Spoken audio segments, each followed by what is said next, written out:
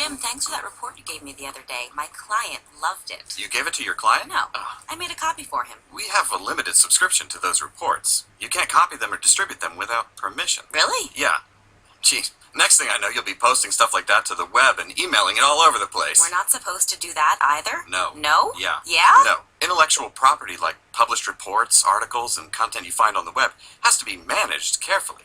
We have to balance its use with our rights, licenses, and copyright requirements. I know. I read our copyright policy when I joined the company. Good. That's a start. But it really comes down to what we do on a daily basis. If you have a few minutes, I can explain the basics of copyright to you. Okay. Article 1, Section 8 of the U.S. Constitution gives Congress the power to promote the progress of science and useful arts by securing, for limited times, to authors and inventors the exclusive right to their respective writings and discoveries.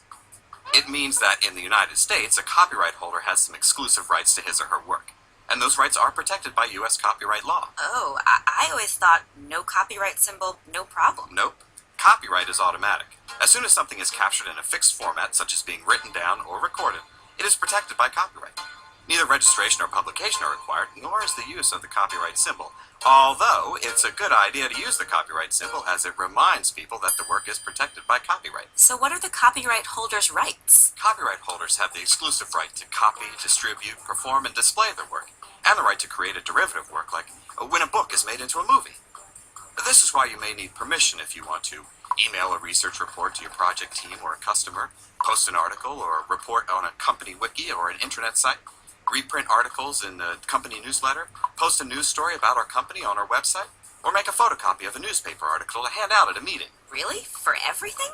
Well, a lot of things, such as books, magazine and online articles, songs, screenplays, choreography, photos, artwork, podcasts, and software.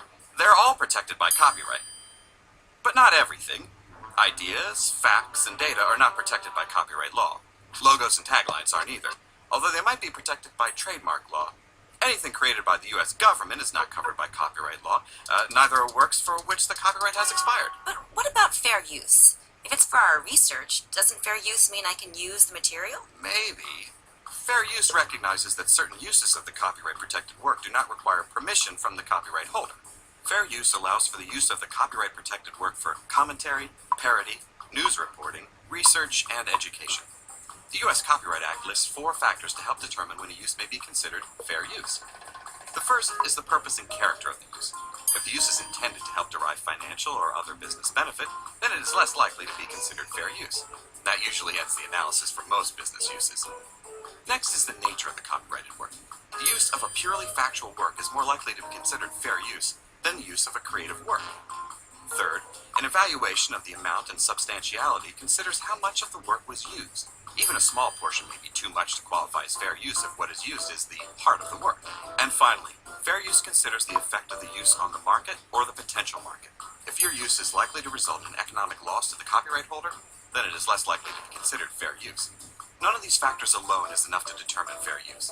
You have to weigh all 4 in order to determine if the use is really fair use. Oh. This stuff is confusing. For example, many people confuse the physical ownership of a book or a CD with owning the copyright to that work. The first sale doctrine permits lending, reselling, disposing, etc. of the item, but it does not permit reproducing the material, performing it, or any of the copyright holder's other exclusive rights. Attribution is another area of confusion. People think if they just cite their source, they're good to go.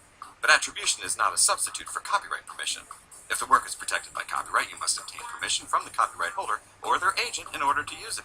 And lots of people confuse the legal concept of the public domain with the fact that a work may be publicly available, such as information found in books or on the internet.